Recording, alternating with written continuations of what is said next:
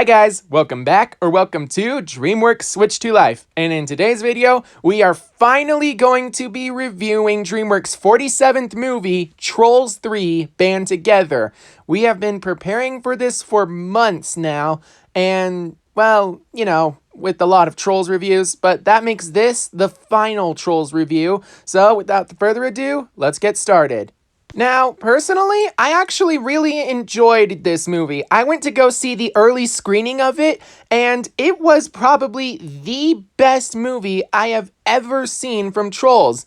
Well, that was my opinion when I walked out of the theaters. After going back and thinking about the movie, I realized that there are a couple of problems, but they're not so big that I wouldn't consider this a good movie. This is by far a great movie, and honestly, it was the perfect sequel that we needed from the Trolls franchise. It's not as good as the first movie, but honestly, way better than the second movie. This movie did everything right, from the animation, which, yes, it's the same quality that was in Trolls World Tour, but it actually looks better than it did in the original movie, which is actually saying something about how far DreamWorks has come with their latest animation software. More importantly, there's also the voice acting. That was really great, and honestly, I do have a couple questions. If you're gonna make a reunion about a band coming back together for a reunion and have NSYNC be in the movie, why not just have NSYNC play Brozone? But at least NSYNC was actually in the movie, and they got to play trollified versions of themselves. That's really awesome. But honestly, all of the voice actors who were chosen to be in this movie were really great and spot on with their characters. It was so good to hear all of their music, which, by the way, this movie had great music all across the board.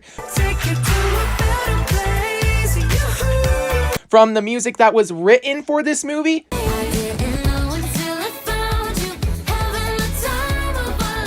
to the music that was, well, sung over by the Trolls for this movie. Everything about this movie was perfect when it came to the music.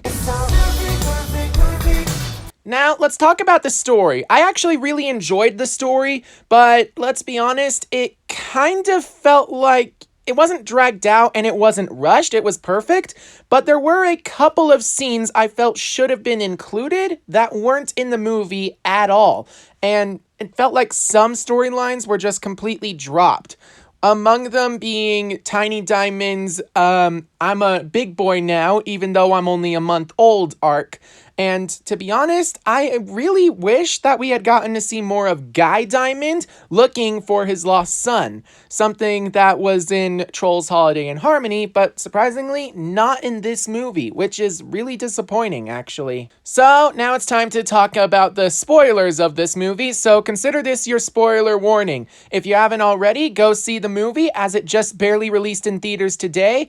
However, if you don't feel like watching it then, you can just wait till it comes to Peacock or Netflix some point in 2024.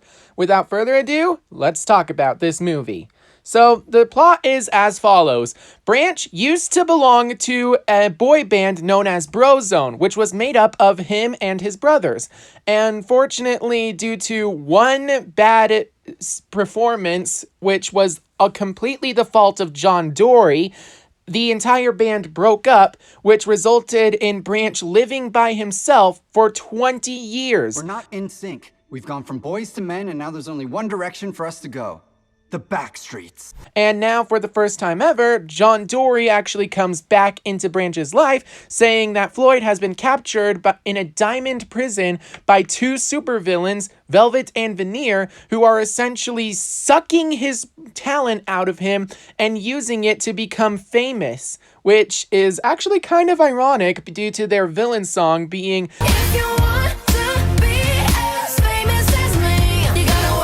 which is actually ironic due to the fact that they're not working for their talent, they're stealing it, even though, as Veneer keeps pointing out, they could just practice instead of, robbing someone else. So, Branch, Poppy, and John Dory go on a quest that takes them across the world along with stowaway Tiny Diamond, who has procured his learner's permit. And they go to a bunch of places, including Vacay Island, where they try to find Spruce, or maybe I should say Bruce, since he decided to change his name. They also go to an abandoned Bergen golf course, where they not only find Clay, but they also find, surprise, Poppy's secret sister, Viva, who just so happens to have been separated from her fellow trolls during the Great Bergen Escape that was in the beginning of the very first movie. Which, if you ask me, kind of makes the first movie's line, "No troll left behind," kind of bad, because it really means King Peppy left trolls behind.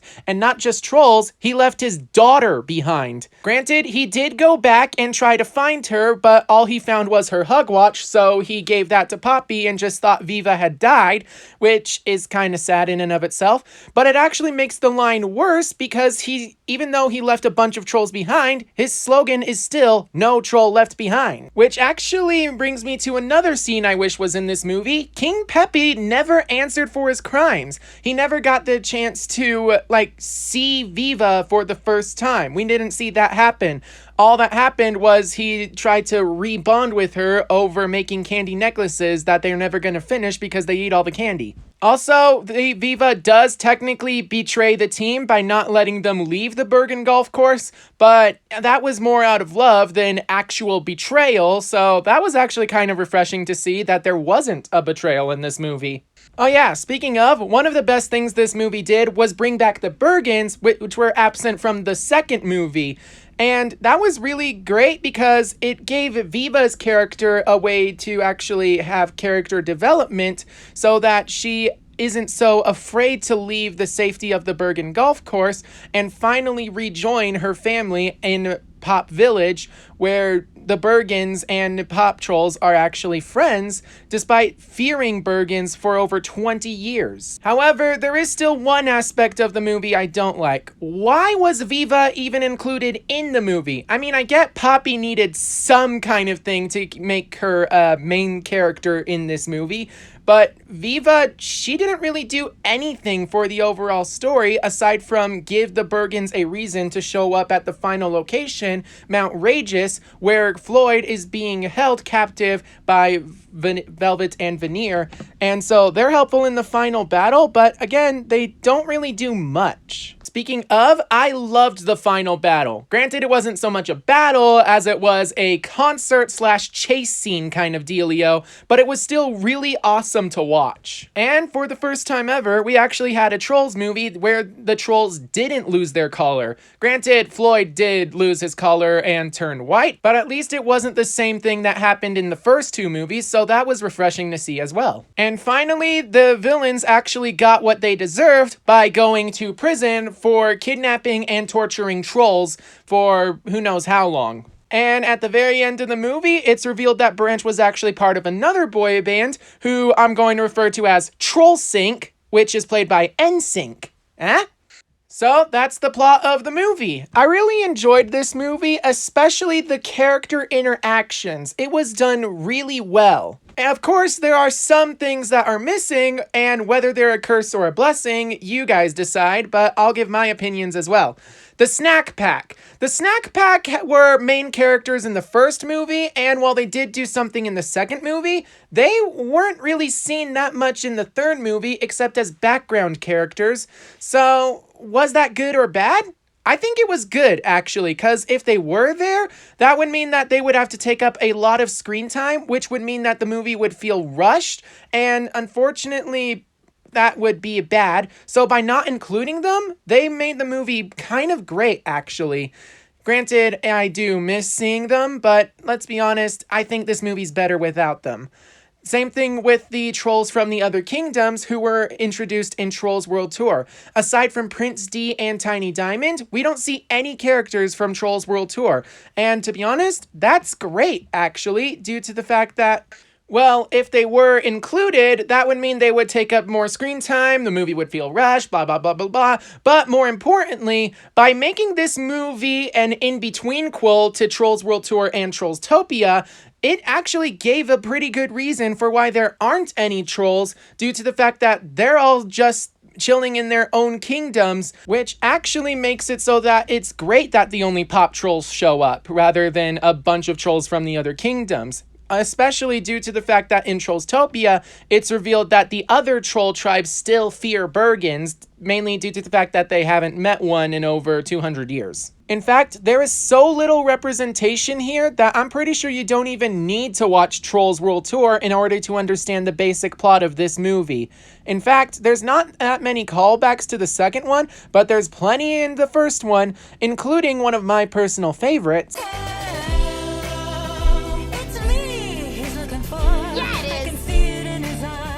That's actually a reference to a song that was sung in the first movie. That was a really cool callback. Along with this, the final thing I want to talk about is Branch and Poppy's story arc of getting proposed to each other, which did not happen in this movie. Seriously, the marketing for this movie made it seem like they were going to propose by the end of the movie, or at least Branch was, due to the fact that, well, one, they were laughing about how they're not getting married at the beginning. Two, they literally have a scene where Tiny Diamond offers Branch what looks like a ring, but it's really just a pacifier. And number three, at the very end of the movie, Branch literally says, "I have a proposal for you. Will you join me up on stage?" And that was really joking with the fans there. Seriously, I wanted to see their relationship develop more, but I don't know. Maybe there just wasn't time for that in this movie. To be honest, these two, Poppy and Branch, they're the slowest moving couple I've ever seen in DreamWorks history. They have 2 TV shows, 3 movies, and despite the fact that they're officially dating, they still haven't gotten proposed yet. But you know what? I actually think that's kind of good because, once again, this movie is an in-between-quel, so it has to take Trollstopia and Trolls Holiday and Harmony into account. And while they are dating in those 2 shows, it's not like it's anything beyond that. So I'm afraid that the proposal ain't gonna happen until the 4th movie, which, by the way, if you didn't know, Justin Timberlake, the producer behind this franchise, he wanted there to be a total of 7 Trolls movies, but again, it's not really up to him, it's mostly up to DreamWorks and Universal. But at the same time, I kind of want to see more for this series. It's just Trolls 3 band together doesn't really give final installment kind of vibes. I'm happy if the franchise ends here, but at the same time, I would love to see it continue. So yeah, honestly, Trolls Band Together is a great movie, and yes, it does have a couple of problems, but nothing too major. It's honestly really great to see what this movie did for the franchise, and I just loved seeing it, especially the world building with the new locations, mainly the Vacay Islands and Mount Regis. I love seeing all the Vacay Islanders, who basically look like Muppets, and Mount Regians, who look like stretchy dolls. This movie was so good that it's actually my 3rd favorite installment in the Trolls franchise, right behind the first Trolls movie and Trollstopia. But anyway, what do you guys think of the movie? Leave your thoughts down below in the comments, and make sure that you like and subscribe so you can keep up to date on all things DreamWorks. But most importantly, make sure you're staying safe out there, and I'll see you all in my next video. Until then, bye-bye. Prove it! Prove it! Prove it! Prove it! All right, fine. But this is more than likely beneath me. Yeah!